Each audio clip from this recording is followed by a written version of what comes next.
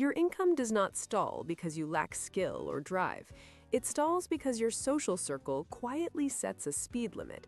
The people around you decide what feels normal and safe and allowed, not through advice or pressure, through reactions and tone and silence. Earn less than them and you feel behind. Earn more than them and you feel exposed. Either way, your body reads the room and adjusts. Over time, your income stops rising where belonging would start to break. Financial pressure is not just about numbers or bills or timing. It is doing a different job than you think. Pressure is a signal that your position inside a social system is being tested. When money feels tight, your body is not asking how to earn more. It is asking how visible you are allowed to be. It is asking whether movement would change how others place you. That question arrives before thought. You feel it as tension without a source. Pressure often shows up when nothing is technically wrong. Income is stable, work is consistent, yet something feels urgent. Something feels heavy.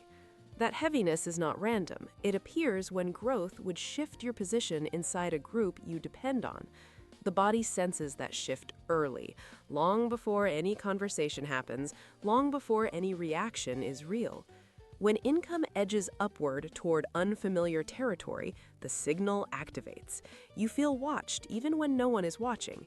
You feel the need to justify even when no one asked. When income drops below what feels acceptable, shame appears. Contraction follows. You speak less. You explain more. Both sensations come from the same system. One warns you not to rise too far. The other warns you not to fall out of place. This is why money pressure feels emotional instead of practical. The nervous system is not scanning spreadsheets. It is scanning faces and tone and memory. It is tracking how belonging might shift if money changes. Pressure is not telling you what decision to make. It is marking a boundary, a social edge where earning more could change how you are treated. Because the signal is unnamed, it feels personal. It feels like anxiety. It feels like failure. But the pressure is not about competence. It is about position. Long before income became something you earned, it became something you observed. As a child, you watched how money altered the atmosphere in a room. You noticed when voices changed, when jokes stopped, when adults became careful or tense. You did not need numbers to understand this. You learned through tone and posture and silence. You saw who could speak freely and who softened their presence.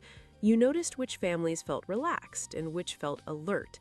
You watched how people were treated when they struggled and how they were talked about when they did better. No one explained these patterns. They were absorbed as normal life. If someone earned more and became distant, you noticed. If success made others uncomfortable, you noticed that too.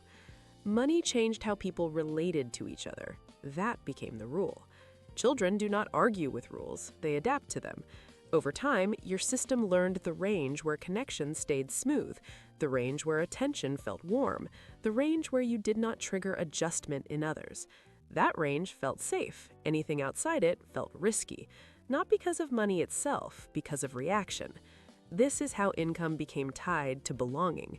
When adult income choices push toward unfamiliar territory, the old system activates. Hesitation appears, energy drops, guilt or heaviness shows up without a clear story.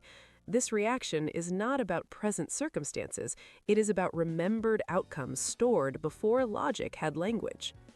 Your nervous system does not evaluate income the way you think it does. It does not ask whether more money would improve your life. It asks whether more money would disrupt connection. When income approaches a level that could change how others relate to you, the body reacts first. Not with fear, with drag. Focus blurs, tasks feel heavier, time feels less available. This is protection. The nervous system treats social separation as threat. It remembers a time when being different meant being watched or judged or excluded. That memory did not update with age or context, so when opportunity appears, the system scans for reaction. Not reaction that has happened, reaction that might happen. If earning more could alter your role, the body intervenes. You delay, you second guess, you feel tired at the wrong moment. This response feels physical rather than emotional, a heaviness without panic, a slowing without clear resistance. That is how automatic protection feels when it is working quietly. As income edges upward, it also threatens identity agreements that keep relationships stable. Every group assigns roles: the steady one, the modest one, the dependable one, the one that does not surpass others. Money disrupts those roles without asking permission. If you earn more, your role shifts. You may no longer mirror shared struggle. You may no longer fit the story the group repeats. You sense that shift before anyone reacts. Loyalty pulls one way, expansion pulls another. The conflict feels like discomfort rather than thought. Earning more starts to feel like a quiet betrayal, not dramatic, just wrong enough to avoid. Identity is social before it is personal. Staying at a certain income preserves who you are allowed to be. Crossing the line risks becoming someone others must adjust to. Several mechanisms lock the ceiling into place. Loss aversion makes social loss feel heavier than financial gain. Guilt conditioning adds moral weight to wanting more. Money dysmorphia makes the difference feel larger and louder than it would actually be. Identity-based income ceilings formalize the limit.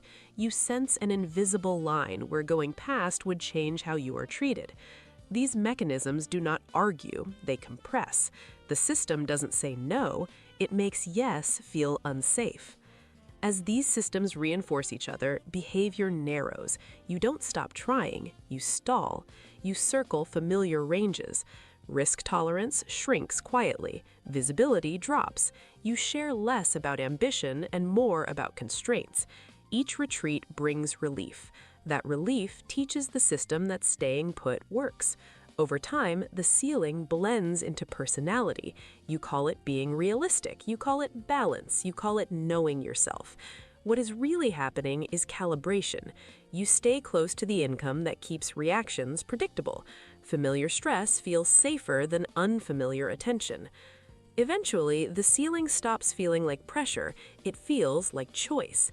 You tell yourself this level fits your life, that wanting more would complicate things, that staying here keeps relationships clean. But underneath that calm is a quiet mismatch. Your income did not stop where your ability stopped. It stopped where belonging felt negotiable. The ceiling holds because it feels reasonable. It feels invisible. It only needs silence. The question is not how much you could earn. The question is whose reactions your body is still protecting against.